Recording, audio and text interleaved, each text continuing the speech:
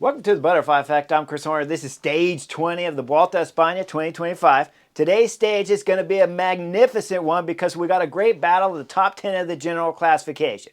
Mainly when we're looking at the general classification, you got to see at least 3 different scenarios. You see first and second divided by 44 seconds. So Jonas Vingegaard got a 40-second lead over Almeida, the UAE team member, the Portuguese rider. Then when you look at third and fourth, that's Tom Pidcock and Jai Hindley. Now, these guys are separated by just about 40 seconds, too. So, Jai Hindley, Bora Hansgrohe, believes he's got the kind of legs that he can possibly jump over Tom Pidcock, put himself into a podium place here to round out the Vuelta a España when the last and final mountain stage is finished on today's stage 20. But we got to look further back, too, because, of course, we got 5th and 6th. And those riders, and we're talking about the white youth jersey, Pellizzari holds it from Red Bull Bora Hansgrohe, so they're 4th and 5th on the general classification if you throw Jai back in the picture. But if you go back and look at 6th, Riccatello, Premier Tech, well, you know he'd like that white jersey because he said it many times, and those guys are separated by just about a minute time. So there's a lot of things to look forward on today's stage, and we know Felix Gall in the top 10, he's had some hard mountain stages, so can he move up or is he going to drop out on today's stage 20? Lots of possibilities, but anytime you're coming into the final mountain stage of a Grand Tour, it's the OK Corral. Everything's up for grabs because we know stage 21 is going to be a field sprint. So if you want to get on TV, if you want to try to win the stage and you haven't won a stage, or if you want some more stage wins, or if you just want to do anything, knuckleheadism is almost accepted on today's stage. Almost. Going big knuckleheadism is accepted, but doing ridiculous things that's not helping you out, giving you a chance to stay up the road and try to win stages, that kind of knuckleheadism is not what you want on today's stage 20. You want to go big, you want to put risk out there, but you do not, of course, want to drop out of the top 3. You do not, of course, want to lose the race leader's red jersey, and if you're up the road in the breakaway, you certainly want to work together to try to get the distance to the field back there as far as you possibly can. Cameras, come on. Tax right away. Bam! We got 5 category climbs when I show you the profile at 160 kilometers. We'll call it 100 miles in length. But the first 3 come together. Then we got about a 45-55 kilometer gap between the first 3 and the last 2. The last 2, crazy important. Remember, this is a category 1, and then it's a HC climb, a summit, 12.5 kilometers long. They got it rated at about 8.5%, but the last 3 kilometers is nasty, guys. I mean, small, rough, tiny road. Fans are packed on it. The last 1K, they're going to pull the fans away, so it'll be a little bit easier and less stress on the riders, but super steep, 20% sections. So we got a monster of a stage. Anything can happen, and if you're going up the road, you want to get as much time as you possibly can. So when we see the riders hit kilometer 0, and they're on the first category climb already with the cameras watching them, we see attacks left, right, and center. It's Ineos, Filippo Ganna's throwing in some attacks. Little Trek's all over the picture. These guys are getting brought back. Bigger groups are going up the road. And we see some attacking from the back of the peloton because Mads Pedersen's been doing everything he can for Little Trek to get this group going away up the road. So Egan Bernal, Team Ineos, throws in another attack. Now, he was in the attack earlier with Filippo Ganna, one of the first ones to begin this stage. Now he's tacking across. He had Kevin Vermark with him. Post-picnic, he dropped out. But Egan Bernal made it across to the back of the group, and this group's about 35 riders strong. They'll go up to the top. Once they go over the top, the peloton back there going over the first climb and the second climb is UAE team members all over the front. So you know the MO from the field of GC riders, UAE team members, second on general classification. They want to keep this back all together on the final climb because why? Because Almeida wants to bring this back because he needs the time bonuses. He needs every possibility of gaining time on Jonas Vingegaard. And on the final 3.2 kilometers, that's so steep, if you can get a little bit of gap, 10-second time bonus, someone gets in between you, that means you need 34-second gap on Jonas Vingegaard. It's a tall order, so they got to do everything to keep it together. So if you're up there in this front group and Mads Pedersen was drilling it and getting the gap half decent until he sits up with about 120 kilometers to go, and then he goes back and he's caught by the peloton, you know if you're up in this group of 35 that you guys have to work together. After Mads Pedersen drops out, we'll show you pictures up front. They're never working together. 35 riders, multiple teams with multiple numbers, and there's no real chemistry happening. It's messing around too much. We go back and look at the GC favorites. Guess what? Bora Hansgrohe's been thrown down on the front with UAE team members. If you look at these guys, they're all lined up the whole time. In fact, you look through the whole 120, 140 kilometers stage before they get in the final climb, they're always together. There's not gaps in the peloton versus if you go up and look at a 35 rider group right now, there's gaps all over. When they're coming into 113 kilometers to go and they're hitting the third of the category climbs, this is a category 2, so this one's pretty stick of a climb, but you still see gaps. You still see gaps. You don't see these guys working well together. When I point out some of the chemistry problems in here, or why there shouldn't be chemistry problems, we look at Ciccone. I've already mentioned him. His team has been trying to keep it together, but they'll rotate to the back, too far to the back, and then they're just not staying at the front. You need to have all of the Lidl Trek riders at the front. You need to have Egan Bernal with all his teammates, like Bob Jungels on the front for sure. There's no doubt about it. And Brandon Rivera that was up there, he needed to be on the front too. You need to have them all together. And certainly when we look further back and we see Tiberi there, where we got Santiago Buitrago and Roman in there, they got to work together. AG2R, Bruno Arma, he has multiple teammates in there. They got to be at the front pulling as one cohesive unit. We look at Fortunato from Astana. He's got a couple teammates. He's got to have his teammates up there. When we look at Eddie Dunbar, he has Keelan O'Brien in that group. They got to be at the front. Do not mix it up. If guys don't want to rotate through, don't worry about those. Your leader can sit behind the guys of your teammates that are working up there. 100 years bike racing's been going on, and the front brake can still never get organized and figure out how to ride their bike. Because right now, when you look back again and you see Soler riding the front, going up this third category climb and up and over it, and the gap's at about 1 minute and 30 seconds, you guys better have your stuff together up front. But they don't, so the gap has never extended past 2 minutes, and as I already told you, it's at about 1.5 minutes right now.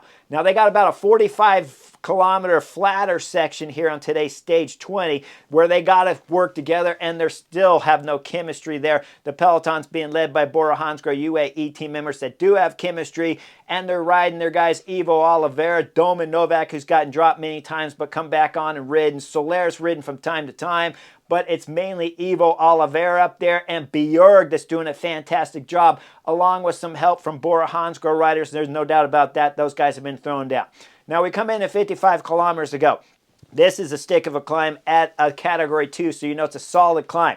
We look at the front of the breakaway riders, and we start seeing the explosion at the back as we see Roman dropping. Then we see Orlua Solar from Movistar. Maury Van Savenhoff, he's dropping off the back. He didn't do enough pulling for Mikel Landa up there. There's no doubt about that. But now he's getting dropped off, so he didn't help Mikel Landa extend the gap, as we're still just at about 1 minute and 20 seconds up to these front guys. We look further back. Edward Plankert's getting dropped from Alpecin. He was working on the front, had no reason to be working on the front because he's got no teammates.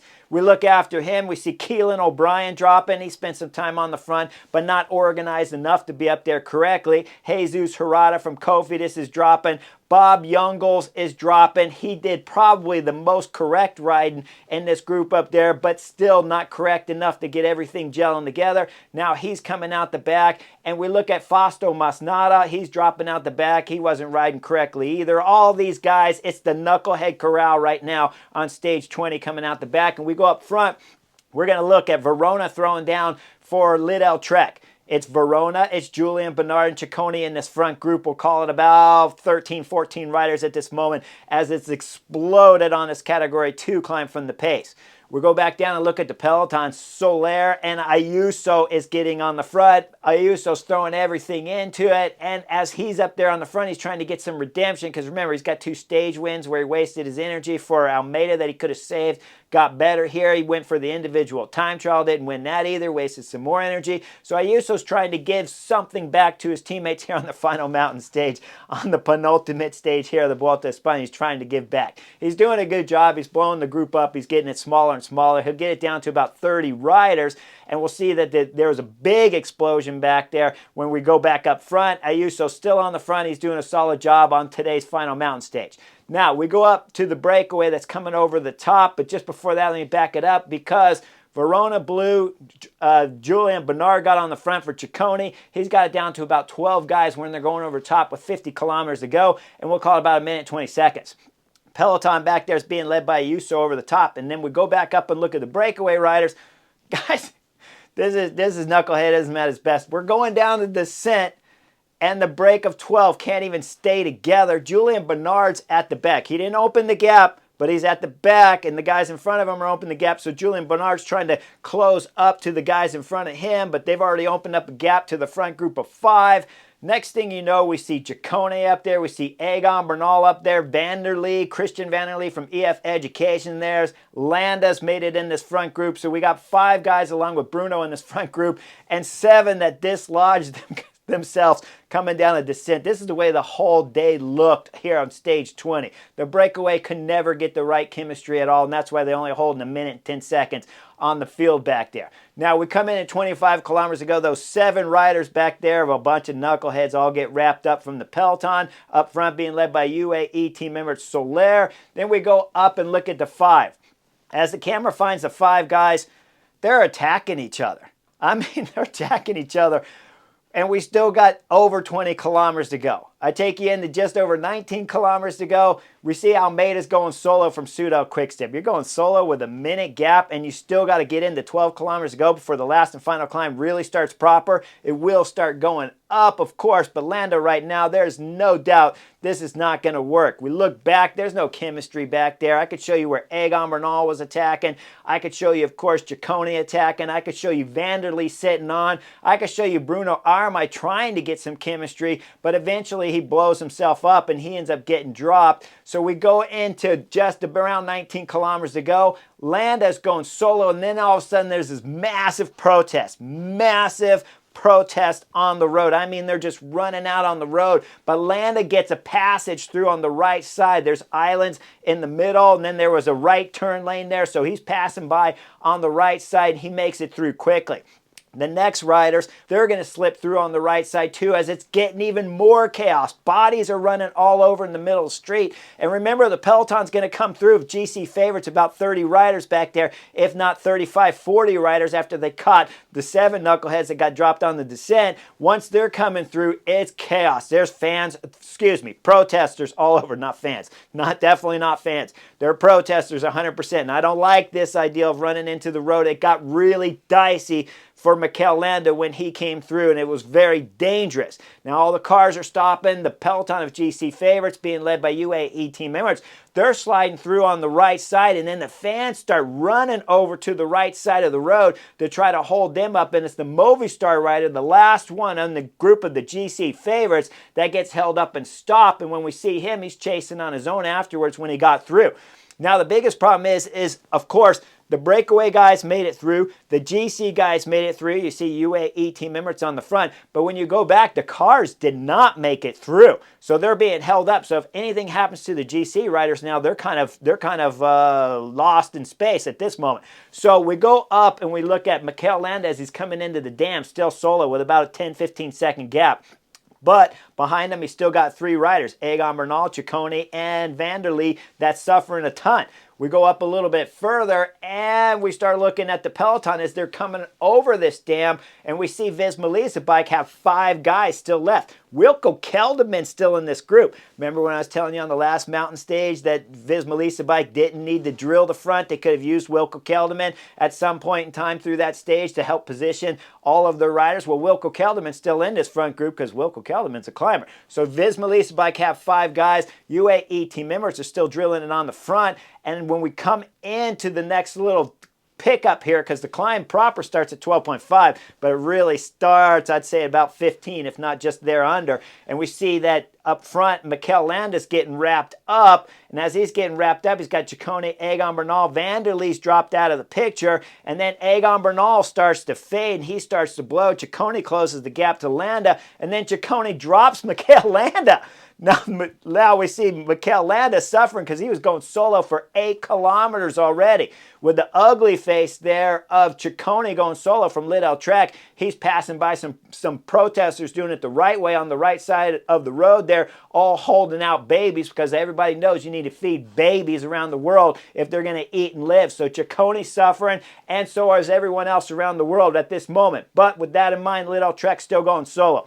Mikel Landa's back there. He's going to bridge the gap, but it's going to take some time. He's going to get there at about 7.5 kilometers to go. So let's go back down and look at what's happening to the peloton. Well, Ayuso let him into this climb, and then once Ayuso pulled off the front, it was time for Grosschartner to go to work. He's got Jay Vine on his wheel. Of course, Almeida's still in the picture, so as they start drilling it, the peloton is starting to decrease in size dramatically. At this moment, with the pace there set from Grosschartner, he's going to do about 1.5 K, and then he's done, and we're talking about 7.1, 7.2 kilometers ago when Jay Vine gets on the front. Now, everyone at this moment in terms of GC favorites still in the picture, but next thing you know, we start seeing some casualties. It's fifth on the general classification, the white jersey there. Pellizzari's coming out the back. Remember, Riccatello's got to make up about a minute time right now, and he wants that white leader's jersey, the American rider for riding for Premier Tech. So as you see Pellizzari dropping off the back, he's going to have some company. Felix Gall's going to drop off the back soon, and so is Jorgensen. So we're losing 3 riders in the top 10 at this moment with the pace there set from Jay Vine. Now, Jay Vine's going to go up a little bit further, and we wrapped up Egan Bernal already as we saw Jorgensen and company coming out the back. So Egan Bernal's wrapped up, but there's still 2 riders up there. They're holding about a 30-second gap. When we're talking about Ciccone and Landa, that finally started working well together. Well, I could take you through all this stage. It's about the only time that I saw breakaway riders working smoothly together was Mikel Landa and Ciccone at this moment. Jay Vine's throwing down on the pedals. He's got it down to about a dozen riders, maybe 15 riders still at this moment. And we're coming into about 3.3 kilometers to go, and he's got the 2 riders in sight. Now, we have a hard right turn coming up, and that's where they come off the main road. And now it gets really ugly here on stage 20 of the Vuelta a España. Jay Vine's leading into. He's hot on the heels of the 2 riders in front that have been off all stage. And once they come into the left bend, followed by the quick right, we see Jay Vine start to blow, but he's caught the 2 riders in front. Now Almeida has to go to work. This is shut up and put up right at this moment because Almeida's got to drop Jonas Vingegaard if he wants to win today's stage. Jay Vine did a good ride on today, but remember, he used a lot of energy for those 2 stage victories too. If I take you back into stage 9 where Jonas Vingegaard gained 24 seconds plus time bonus on Almeida, well, he didn't have any climbers left on that stage. Today, they've done a good job as Jay Vine pulls off the front. He does. Almeida goes to work right away. We look at the back. It's Riccatello. Riccatello's coming off the back. He's suffering. He's dropping. We still got 5 guys in the front. Sepp Kuss is up there. Tom Pidcock's there. Jai Hindley's there. Jonas is looking fantastic on the back wheel there of Almeida as he's drilling it. Doesn't take too much longer before we see Tom Pidcock start to suffer just a little bit. He opens up a gap and then closes it. Then we get some camera angles back there from Riccatello from Premier Tech as he's still trying to close the gap, but it's opening up a little bit more and a little bit more. We go into 2.3 kilometers and they go, this is time for Jai Hindley to go to work. Bora Hansgrohe, if he wants to move himself up on the top place here into the podium position, that is, he's got to drop Tom Pidcock. If he wants to move up any higher, he's got to drop Almeida and Jonas Vingegaard too. But he's got time to make up on those 2 and not too much time, just about 40 seconds on Tom Pidcock, who's been dangling and coming back on, but is still on the back wheel. As Jai Hindley takes over the front, throwing in his attack, Jonas has to come around Almeida because it looks like the gap is opening, so Jonas closes it up. Almeida's opened up a gap. He's got Sepp Kuss, Tom Pidcock back there. Then Almeida will close back up. Tom Pidcock is still struggling back there. Jai Hindley still throwing down on the front. Jonas Vingegaard at times starts looking back over his shoulder when we get under 2 kilometers to go. Then we get into 1.2 kilometers to go. Jonas throws in his attack. The attack from Visma Lease bike is vicious. He rode today's stage perfect. Let other teams do the work. They're coming up to the switchback sections. Jai Hindley's been driving the front. Tom Pidcock's been struggling.